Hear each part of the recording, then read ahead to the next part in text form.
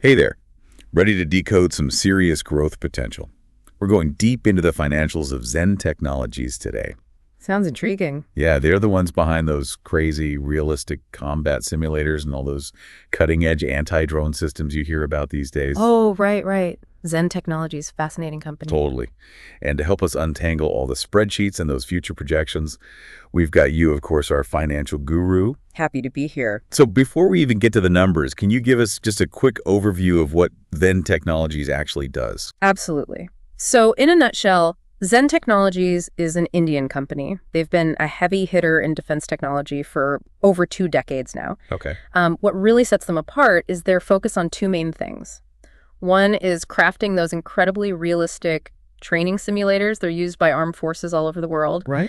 And the other is developing those really sophisticated anti-drone systems that are, well, increasingly important these days. Yeah, no kidding. And here's the really interesting part. They design, develop, and manufacture a lot of their tech in-house. Wow, in-house. That's pretty rare in this industry, isn't it? Holding on to their intellectual property like that. You're absolutely right. That's a really key differentiator for Zen Technologies, especially when you look at the global market. It gives them a significant edge, that ability to be nimble, to constantly innovate and adapt their technology to stay ahead of the game, which, let's be honest, is crucial in the world of defense. Yeah, no kidding. So it's like they're holding all the cards, so to speak. In a way, yes. And speaking of holding things, let's talk numbers.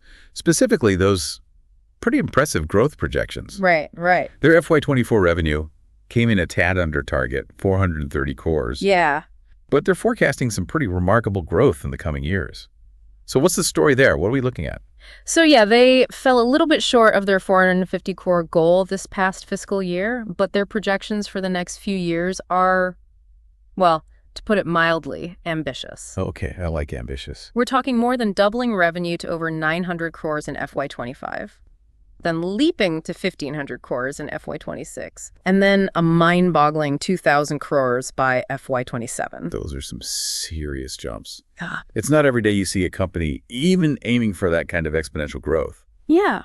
What's driving all this confidence? Is it just purely market demand, or is there something else going on? It's really a confluence of factors. Yes, the global defense landscape is definitely shifting. Spending is on the rise due to, well, let's just say current events. Right. And then on top of that, you have the increasing reliance on training and simulation in the armed forces. It's not just a trend, it's becoming absolutely vital. It's like that old saying, train hard, fight easy. Exactly. But in this case, we're talking about incredibly sophisticated simulators that recreate combat scenarios with, like, insane realism.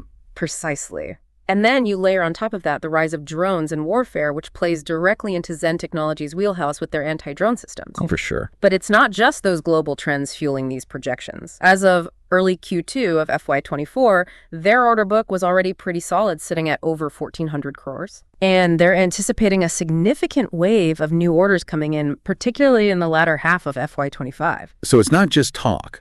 They've got the contracts potentially lined up to back up those projections. Yeah. That's huge. Absolutely. But aiming for those revenue targets, especially with that goal of a 50% compound annual growth rate from FY26 to FY28? Ambitious. Yeah. It means they've got to make sure their profitability keeps pace. So what kind of margins are they aiming for to hit those targets? Well, they're targeting a 35% EBITDA margin. Okay. And for our listeners who might not be fluent in financial lingo, Sure. What does that actually mean? So that means they're aiming for 35% of their earnings to be pure profit after you take out all the operating expenses, which generally speaking indicates a healthy level of profitability. And then for their PAT margin, so that's profit after tax, they're shooting for 25%. Okay, so they're not just going for top-line growth. They're laser-focused on that bottom line as well. Absolutely. But those margins, while respectable, aren't exactly astronomical. Are they? Is that a reason to worry, or is there more to it? That's a fair point to raise. Part of it might be a matter of managing expectations, but it also reflects the realities of the defense tech business. Okay. Margins on things like training simulators, especially when you factor in those that have commercial applications as well, they tend to be a bit tighter compared to, say, highly specialized military hardware. Right. Makes sense. Maybe higher production costs. Exactly. And then when you factor in all the complexities of the international market, things like shipping costs, on-site maintenance, currency fluctuations, maintaining that delicate balance between securing lucrative contracts and managing those costs, well, it becomes crucial. It's a tightrope walk for sure. Huh. But it sounds like they're well aware of these potential hurdles and they're building those challenges into their overall strategy. They are, they are. Now, before we get into how they actually plan to pull off these really ambitious goals, let's take a quick look at an interesting little trend they've noticed with their clients, particularly how clients are approaching these annual maintenance contracts, those AMCs. Oh, right. Yes. Can you elaborate on that a bit? Yeah, it's an interesting development for sure. It seems like more and more clients are opting to get those AMCs after the warranty period on a product ends rather than just bundling it all up front. Interesting. So is that a good thing, a bad thing, or just a sign of the times? How do we read that? Well, it doesn't seem to be significantly impacting their revenue recognition at this point. It's more of a trend to keep an eye on. It could suggest a couple things, maybe growing confidence in how reliable Zen Technologies products are. Clients are comfortable sort of delaying that AMC purchase. Interesting. Or another way to look at it, it could just reflect a greater focus on short-term budget considerations from their client base. You know, everyone's watching their pennies these days. Makes sense. So it's like they're saying, hey, we trust our tech. We're not worried about locking you into those maintenance contracts right away. Yeah, exactly. It speaks to a certain level of confidence for sure. And, you know, that confidence isn't just reflected in how they deal with their clients. It's obvious in their whole outlook. Okay, I'm listening. Their leadership team has been pretty vocal about it, especially on those recent investor calls. Yeah. They really believe that Zen Technologies is ahead of the pack, technologically speaking, which is a bold claim to make for sure, but they seem to be backing it up with their investments and their overall plans for the future. Well, it's one thing to say you're ahead of the game, but it's another thing entirely to actually prove it.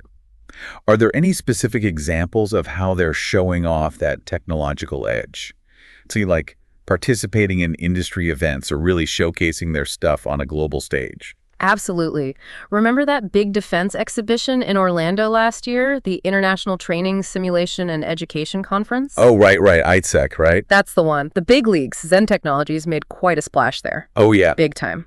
Their booth was packed, and they really seemed to grab everyone's attention, especially with that containerized tank simulator of theirs. Okay, now you have to explain that for me. Containerized tank simulator. Yeah. What's so special about that? Okay, so picture this. You have a fully operational tank simulator, incredibly realistic, and they've managed to fit the whole thing inside a standard shipping container. Wow. It's portable. You can deploy it anywhere. They can basically bring the training directly to the troops, wherever they are. It's a game changer when it comes to training flexibility, especially for armed forces that have to operate in all sorts of different and difficult environments. So it's like bringing the classroom to the students. But the classroom is a high-tech tank simulator, and the students are soldiers getting ready for actual combat. Brilliant. Exactly. And I've heard through the grapevine that their team was super impressive too.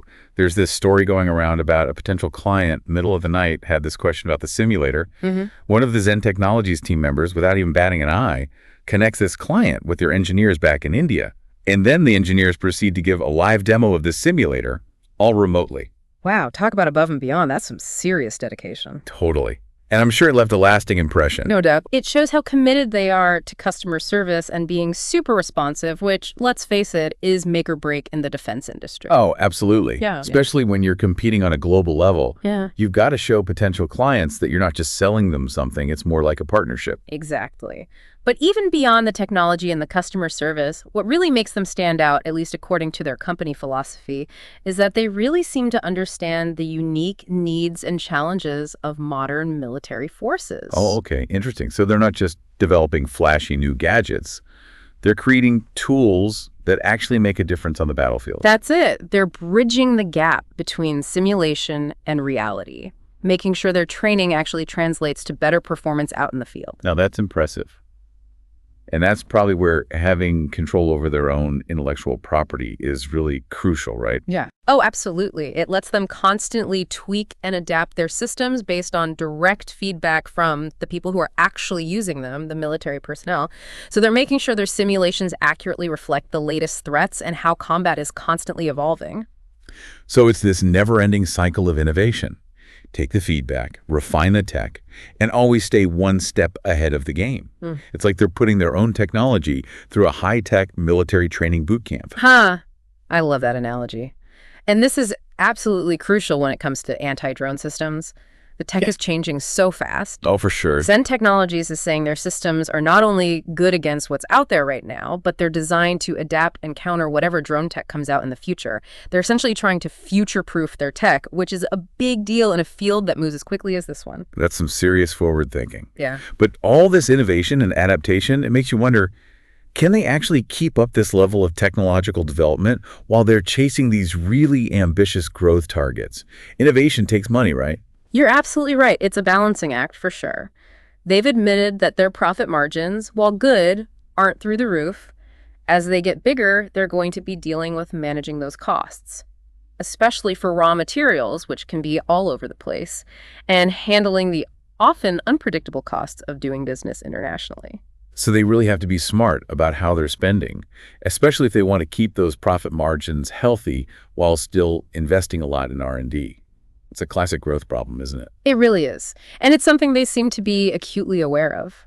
One of their strategies for tackling this is their pursuit of strategic acquisitions. Basically, by bringing in other companies that already have expertise in areas that complement their own, they can grow faster without spreading themselves too thin or trying to reinvent the wheel every single time. Smart. So instead of trying to build everything from scratch, they're sort of curating an ecosystem of innovation. That's a great way to put it.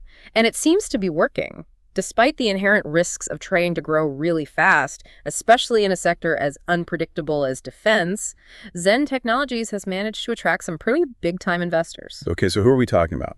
Well, having big players like Tata AIG backing you is a huge vote of confidence. Yeah, big names, deep pockets, and probably some even bigger expectations. No doubt. But let's not forget where they came from. They've been in this business for a while now, they've navigated their share of challenges, and they've got this deep understanding of the Indian defense market, which is huge. Definitely. That's invaluable as they're expanding globally. For sure. That experience in their home market is a major asset.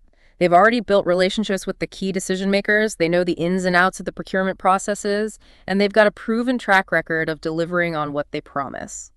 Which speaks volumes when you're trying to sell your products internationally. Oh, for sure. Yeah. It's like saying, hey, we honed our skills in a tough market. We're ready to bring that same level of expertise to the world stage. Exactly. And that message seems to be resonating. Their export order book is growing steadily, and they're actively looking at opportunities in new markets, particularly in regions where there are heightened security concerns, because that's where the demand for their kind of tech is really high. So they're really capitalizing on those global trends we talked about before. Increased defense spending, the growing focus on training and simulation, and the constant threat of drones. It's like the perfect storm of opportunity for a company like Zen Technologies. It really is. And it's important to remember that their focus on homegrown Indian-developed tech fits in perfectly with the Indian government's big push for self-reliance when it comes to defense. They're not just some private company chasing profits. They're playing a part in making India's national security stronger. That adds a whole other layer to their story, doesn't it? There's this element of national pride mixed in with their business model. Definitely. And aligning themselves with those national priorities can be a big advantage, opening doors both at home and abroad. Governments everywhere are looking for partners who can help them depend less on foreign suppliers and build up their own defense industries. It's a smart move, for sure. So they're ticking all the right boxes strategically. Yeah. But we can't ignore the potential speed bumps along the way. What are some of the hurdles they might run into as they go after these ambitious goals? You're right, it's not going to be easy. The competition in this industry is fierce, and it's only getting tougher as the demand for things like anti-drone systems goes through the roof. There are always new players popping up, some with deep pockets and well-established reputations. So staying ahead of the tech curve is absolutely crucial. No question. They can't afford to let up on the R&D. They've got to anticipate what threats are coming next, adapt to the new tech quickly, and always be innovating if they want to stay competitive. What about the actual production side of things? Can they scale up their operations fast enough to keep up with the demand they're projecting without sacrificing quality? That's a tall order. It is. They relied heavily on outsourcing their manufacturing up until now, which has worked out well. But as their order book gets bigger and bigger, they're going to need to make sure their supply chains can handle it. And they'll need the right infrastructure to manage what are becoming increasingly complex production processes. That's a lot to keep track of. We're talking innovation, production, financing, expanding globally. That's a lot to juggle, even for a company with a solid track record like theirs. What makes you so confident they can handle it? Well, their past performance is definitely a good indicator. They've consistently outperformed expectations, both in terms of their revenue growth and their ability to come up with new and improved tech. And they're not afraid to adapt and change their approach when they need to. We've seen that with their strategic acquisitions and their push into the global market. They're definitely not afraid to switch things up when they need to, that's for sure. It's that willingness to change and evolve that really separates the companies that are just getting by from the ones that are really killing it. 100%. It's all about being flexible, knowing a good opportunity when you see one, and yeah, taking some calculated risks. But, even beyond all the strategy and the numbers, there's something else I find really interesting about Zen Technologies, the human element. Okay, what do you mean by that? From the leadership team down to the engineers, you can just tell they're passionate about what they're doing. There's this real sense of commitment to their mission. Like they're not just building a business, they're building a legacy. Exactly, and Yeah. that makes a difference. And that legacy goes way beyond just being successful financially. It's about helping to keep India safe, encouraging technological innovation, and ultimately having a real impact on the future of defense technology globally. Those are some big goals. But it sounds like they just might have what it takes to make it happen. Before we wrap up our deep dive here, let's bring it back to our listeners.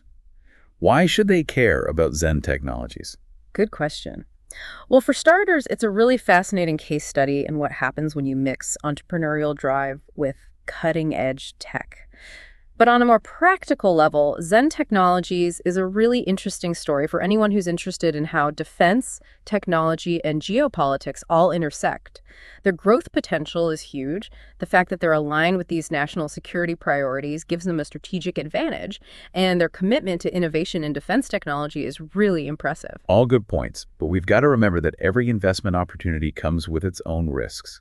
And the defense sector, well, it can be pretty volatile, to say the least. Exactly. Anyone thinking about Zen Technologies as an investment really needs to do their homework, understand how the defense industry works, and most importantly, make sure any investment decisions they make fit with their own financial goals and how much risk they're comfortable with. Don't put all your eggs in one basket. Right? Exactly. Do your research. Makes sense. We've covered a lot of ground today, but as always, there's a lot more to explore. Zen Technologies is in a really dynamic industry that's changing all the time, so there's always something new happening. For sure. New products, new partnerships, new challenges. It never stops. So for our listeners who want to stay in the loop and keep digging into the world of Zen Technologies, where should they go for the latest updates and insights? The company website is always a good place to start. You can find their financial reports, press releases, info about their leadership team, and details about their products and technology. And for a broader look at the defense tech world, following those reputable industry publications and news outlets is always a smart move. Stay in the know, right? Absolutely. Well said. And of course, you can always catch us on future episodes of The Deep Dive, where we'll keep bringing you in-depth analysis and discussions about the companies and trends that are shaping the world. One deep dive at a time. That's right. But before we let you go, any final thoughts for our listeners to chew on as they continue to explore Zen Technologies? You know what I find really interesting about them is how they challenge all those traditional ideas about the defense industry. They've shown that you can be super innovative and still be deeply rooted in national priorities. They're a global player, but they haven't forgotten where they came from. It's a cool mix. It really is. It'll be fascinating to see how they deal with all the challenges that are bound to come up and how they take advantage of new opportunities as they become a bigger player on the global stage and keep pushing the boundaries of what's possible in defense technology. Definitely a company to watch, that's for sure. This has been great. Thanks so much for walking us through all of this. It's been really eye-opening. Happy to be here anytime. And to all of you listening, thanks for coming along on this journey with us. Remember, stay curious, stay informed, and never stop exploring the world around you. We'll be here to guide you every step of the way. Until next time.